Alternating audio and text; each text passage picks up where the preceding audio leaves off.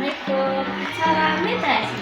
Halo Sobat Literasi, perkenalkan nama aku Kaila Raymondana, asal sekolah dari SMP 3 Cibadak. Pada kesempatan kali ini, aku akan meresensikan buku yang berjudul Overthinking is My Hobby and I Hate, yang ditulis oleh Alfi Syahrin dan diterbitkan oleh Alfi Andri Publishing. Dan buku ini diterbitkan pada tahun 2023 dan buku ini berjumlah 268 halaman dan buku ini berkategori non-fiksi. Orang yang menderita karena pikiran mereka sendiri yang belum tentu terjadi atau lebih dikenal dengan overthinking. Overthinking adalah monster yang manipulatif. Dengan hadirnya buku ini untuk membahas dan menangani suara berisik di kepalamu. Kenapa kepala selalu memikirkan sesuatu yang bahkan belum tentu terjadi? Misalnya seperti bagaimana kalau aku gak jadi apa-apa di masa depan? Gimana kalau aku memang gak berbakat? Jadi berguna.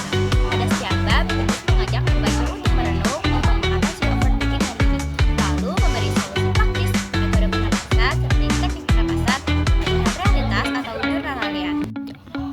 Dalam buku ini tidak ada teori psikologi yang berat, hanya langsung akar masalah. Gaya bahasa yang digunakan juga tidak berat, bahasa yang digunakan santai dan terkadang diselingi oleh maksud gaul dan singkatan, jadi pembaca bisa dengan mudah memahami isu buku dan juga membaca soal yang bicara langsung oleh penulis, menjadikan buku ini sebagai percakapan hanya antar teman.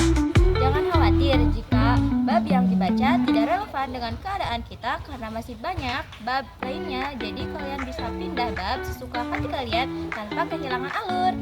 Sudut pandang yang digunakan dalam buku ini adalah teman hangat yang memberi himbauan. Keunikan dari buku ini yaitu langsung ke inti tanpa banyak basa-basi. Topik yang dibahas juga sangat dekat dengan kehidupan kita sehari-hari, seperti momen sehari-hari yang membuat kepala berisik.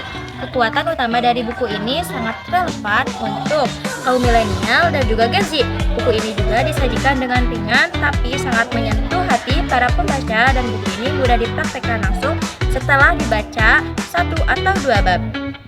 Namun dari sekian banyaknya kelebihan dari buku ini, masih ada beberapa kekurangan dari buku ini, yaitu bab yang dibahas ini terkesan berulang beberapa bab, membahas overthinking dengan sudut pandang yang serupa, sehingga ketika dibaca berturut-turut konsepnya terasa repetitif. Dan buku ini kurang variasi visual dan ilustrasi pendukung. Buku ini tanpa elemen seperti grafik dan sketsa. Bagi pembaca visual atau yang suka materi interaktif yang monoton bisa membuat isi buku terasa kering. Overthinking is My Hobby and I Hate memberikan semacam sahabat refleksi yang mengingatkan kamu tuh boleh merasa overthinking, tapi nggak usah lama-lama. Buku ini ditulis dengan gaya seperti teman yang bercerita, seperti kegelisahan kepala. Buku ini cocok untuk dibaca oleh siapa saja, terutama pelajar, pekerja muda, atau siapapun yang sedang berada di fase kepala sangat berisik dan ingin menenangkan diri sendiri berisiknya kepala kita. Buku ini menjadi rekomendasi